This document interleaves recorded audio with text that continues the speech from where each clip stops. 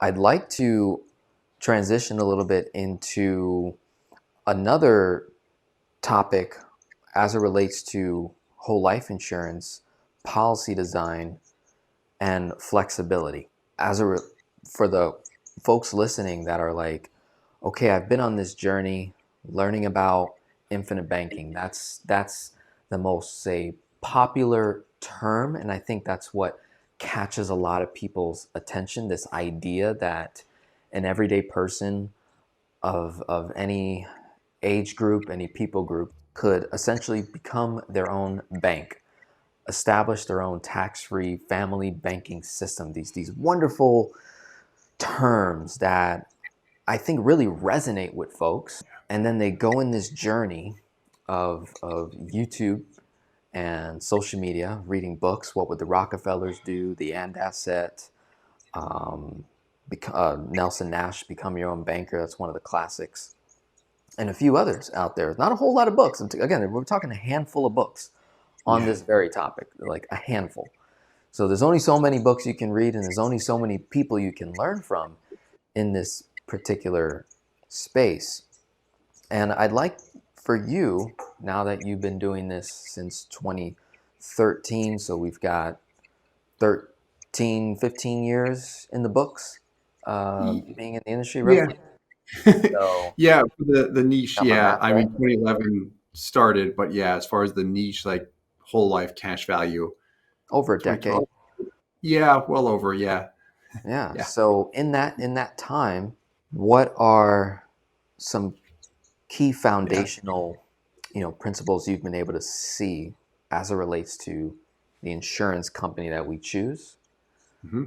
policy design that you typically or form that Yeah. you work with, and then as it relates to flexibility, kind of explaining what that is, what Yeah. flexibility means, and how people can use that to their advantage as it relates to saving money in a whole life and adding funds, contributing. Because unlike a Roth IRA or unlike an HSA or a traditional IRA, 401k, TSP, there's all these caps that Hmm. exist on what you can fund, how much you can fund per year, and if you don't fund that year, you can't make up for it next year. And it's a lot of limitations, but when it comes to whole life, there's virtually no cap. Yeah. We get to set that ourselves. We get to customize that with the agent. Yes. So, Yeah, definitely. So I can go through that, sure. So where I usually like to start, if someone's interested in a whole life insurance policy and we're looking to set it up for cash value, I'll go through this slow. And if you have questions, feel free to stop me in my tracks. Is the first thing I like to do is educate the client on exactly how to maximize the cash value. And what I like to do is follow the money, meaning the model that I have seen work firsthand for corporations and wealthy families, and specifically where they do not regret putting money into the product, is usually with a whole life insurance policy that is positioned with one of the four major mutual companies, who are Mass Mutual, Guardian, New York Life, and Northwestern Mutual. And it is designed with the lowest base premium possible. That specific design for a very cash value focused buyer has produced the highest cash value. And what I mean when I say that is based on actual numbers, not just illustrations. So where I've seen people express buyer's remorse quite a bit is when they get a policy with a different company that we have not been able to attain any proof of performance. They look at the illustration, it projects good looking numbers, but then in reality, it underdelivered. I'm not saying all other companies aside from the four major mutuals do that, but we've received consistent proof of performance from those major mutuals. Corporations use them. It's who I used, who the executive benefits firm used back when I worked there. It's still who we use today. The bank we work with, their policies are with Mass Mutual, Guardian, and New York Life for their bank-owned life insurance policy purchases. Because of that proof of performance, not just good-looking numbers on paper. So if there's a model that I know works, I have a very hard time recommending someone go with a different company where I just have not received any proof of performance yet. It's quite simple. Like, I need the proof. Once I get it, I'm more comfortable using other companies. And we actively try and get it from companies and other agents. But the model, typically, I like starting with those companies because I don't have to worry about a client saying, hey, this is just under delivering every year, which I've seen happen a lot with whole life. It happens a lot in the industry in general. That makes it very easy for the critics of whole life insurance to say, yeah, you're going to see great looking numbers on paper, but it's just going to under deliver. Like, it makes it a punching bag. So you've got to do it right in that respect. I know the model that has the greatest likelihood of working, so I use that. Any questions on that or making sense? We're good. Thank you. Cool. Yeah, definitely. Then with the policy design piece. So what I don't like about whole life insurance just on the surface is that it can be very, very boring. Most people hear the word whole life insurance. They think I'm going to have this bill.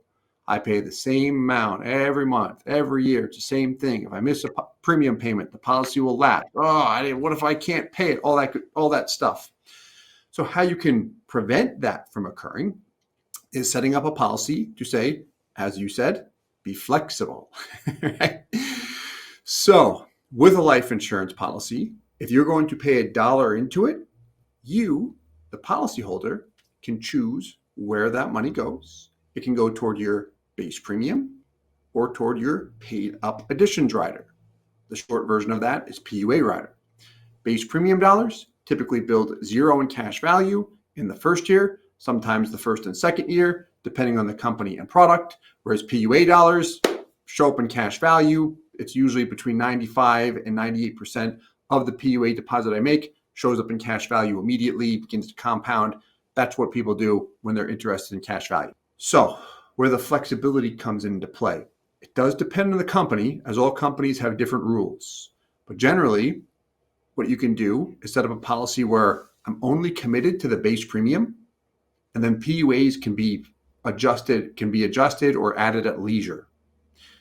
So for example, if someone says to me, hey, I want a policy where I can pay up to $100,000 per year, what I'll do is say, all right, if we look at Guardian Life Insurance Company, for example, I know that we can pay 10 times whatever our base premium is in PUAs per year, which means if $100K is your desired maximum, we'll set the minimum as low as we can, which will be about $10,000. And that would include the term insurance rider. It would be at 10 or 11K net. But we're committed to 10K. We're billed for 10K every year. We can even break that up over 12 months, which is $800 and change per month. But then their target was $100,000 per year. That, with Guardian specifically, can be added at leisure. You could literally go on your mobile app and just ACH transfer money from your bank account to your Guardian policy.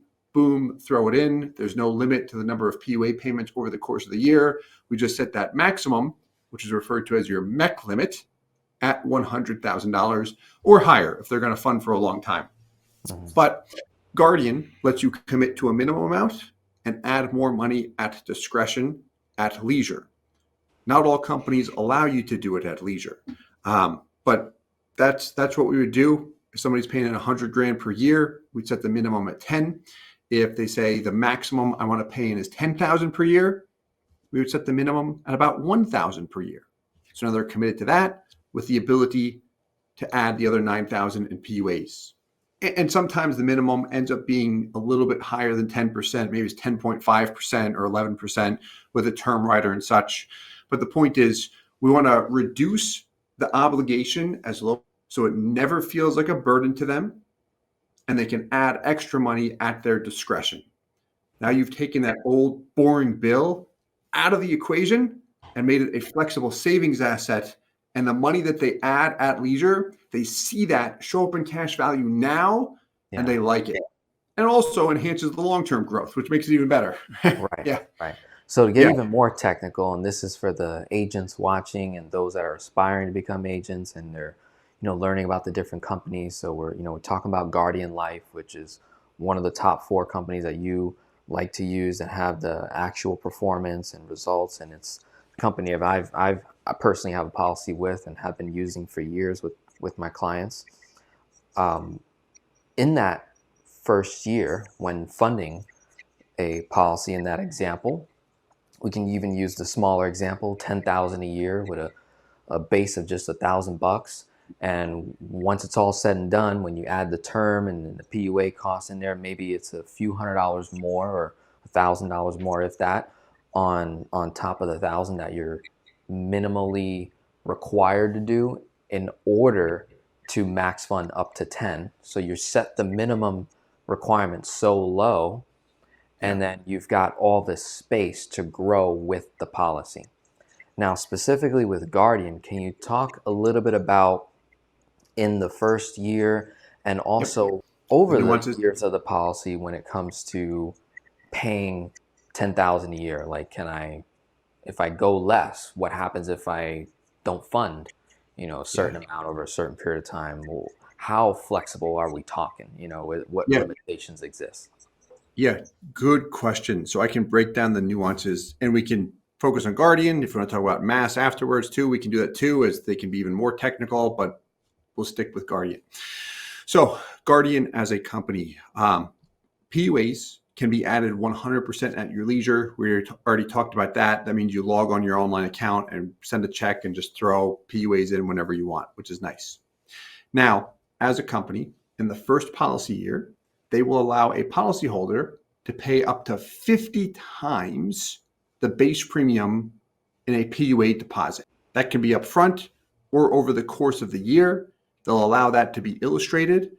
That specifically accommodates clients who are starting with a large lump sum. Why Guardian rolled that out? They rolled that out in late 2021, 2022, when there's a big industry change, really to replace a single premium life insurance policy. They used to have a pure single premium life. That's a one-time MEC policy. This replaces it if you're not adding a term rider. The thing is, what you can do if you're savvy is you can add a term insurance rider to raise your MEC limit, add a lump sum, could be as high as 50x, but I can get a big deposit into the policy, have a very, very rich first year cash value. They usually break even between 2 and 4 years a lot of times when I start with a big dump in like that. Yeah. But I can go up to 50 times the base premium in the first year. They allow that with all policies, One time. regardless, over the first 12 months during the first year. So it can be multiple or one, they allow that. And we can illustrate that too, which is nice.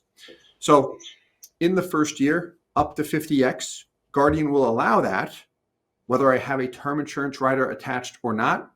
The thing is, if I don't have a term insurance rider attached, while Guardian allows that in terms of a company rule, the IRS rules, you'll trigger a MEC if you don't have a term insurance rider attached. So to prevent the IRS MEC, we'll attach a term insurance rider, and now all of a sudden you can have it classified as life insurance and be able to access it tax-free. Like that's what people are into. That's the first year. From the second year to the 10th year, if you just go with a standard whole life insurance policy, meaning you don't add any term insurance riders, you'll be able to pay a maximum of 3 times the base premium in PUAs per year without any medical underwriting. If you want to go higher, it will require medical underwriting. From the 11th year onward, the maximum you can pay in PUAs is 1 times the base premium without any underwriting. You want to add more, they'll say you'll have to go through underwriting. That's the standard, which we almost never do. So how you beef up the limits is you can attach a term insurance rider. The one you want is called a 1-year term insurance rider. It's exactly what we did and still do for corporations. A 1-year term rider. When that's attached to a policy, what that allows you to do is now go up to 10x the base premium, beginning year 2, because remember the first year you can go up to 50x. 50x, there we go. So with the 1-year term rider, you can now illustrate up to 10x the base premium per year. And you can do that as long as that 1-year term rider is still attached. Okay. Once it expires, because how the 1-year term rider works is as you pump money into the policy, specifically PUAs, your whole life death benefit is going to grow along with your cash value. And as that grows, your term comes down and eventually goes down to zero. So whether it naturally goes down to zero, or if you chop the term rider off, as agents can manually chop it off, usually after the first 7 years to prevent the MEC. Once it's gone, then you go back to the standard PUA limit that Guardian offers, which is the 3 times through the 10th year and 1x 11th year onward. But as long as it's attached, an agent can illustrate and a client can pay 10x the base premium per year. Questions thus far? Or making sense? So in that example, I'm funding a policy where I'm creating the ability for me to save $10,000 a year. I've shrunk the base premium minimum requirements as low as I possibly can go, roughly 10% of my funding number. I can do up to 50x the base in the first year. Years 2 to 10, I can do 10x the base premium, or basically however long I have that 1-year term rider on. So if I'm only looking to fund the policy for 10 years, then I'm only going to have the rider on for, say, 10 years. But if I want to go longer, then we'll probably do some changes to allow for that. So that's all clear. And then the part about once the rider is off, if the term rider came off before year 10, you can do 3x the base premium until year 10 with no underwriting. And then after year 10, years 11 and onward, it's 1x the base premium. So to give a real life example, I have a policy Guardian where I'm funding it. It was designed to be max funded for 7 years. So after the 7th year, in this example, my OYT rider would drop off at this point. And then I can pay in up to 3x the base premium for years 8, 9, and 10. And then years 11 onward would be 1x the base premium. But if I keep that OYT rider on after year 7, which I'm assuming we can, then I can still do 10x? Correct. Yep. Correct. Okay. Yeah. Still do 10x. Gotcha. Keep 10xing it. Another thing on that. So with the 1-year term rider, let's say you have a policy, go back to the 1K minimum, 10K max. To oversimplify this, let's say the MEC limit is 10K per year, right? So you set it up where you can fund up to that MEC limit every year. Yeah. Let's assume you don't put in 10K every year. Let's assume over 10 years, you pay in 5K per year, which would be a total of $50,000. By the 10th year, you could have paid in $100,000 if you would have maxed it out every year. And again, I'm oversimplifying here. The MEC limit works differently, but just stay with me. Yeah. Cool. For all the agents. We're oversimplifying, right? Exactly. So by the 10th year, Guardian will allow this, again, if we have the 1-year term rider still attached and enough term still remaining, is if I could have paid 100K by the 10th year and I've only paid in 50, I can make a big catch-up payment, which is just a big PUA deposit, but that exceeds 10x. And we've had clients do that for years, where they make large catch-up contributions because they didn't max fund the policy every year. They sold a piece of property. They come into a windfall. They say, hey, I've got this extra money. I'm thinking about getting a new policy. I'm like, hold up. Before you do that, on your existing policy here that's 6 years old, you can actually throw it in here. You've got some of that unused space, and you'll see a positive return immediately. Whereas if you start a new policy, you've got to go through the initial expenses again. And they're like, oh, well, that's fantastic. I'm just going to do that. Yeah, because it's in your best, like I would do it too. It's like in their best interest to maximize the value. So you can make up for lost time with those catch-up contributions. Guardian allows that. Mass Mutual also allows that. The big key on that, to avoid the hassle of having to go through underwriting or the company just telling you no, is you do have to have that 1-year term rider. If that's not attached, you're not going to be able to do that, or it's just going to be next to impossible. Yeah.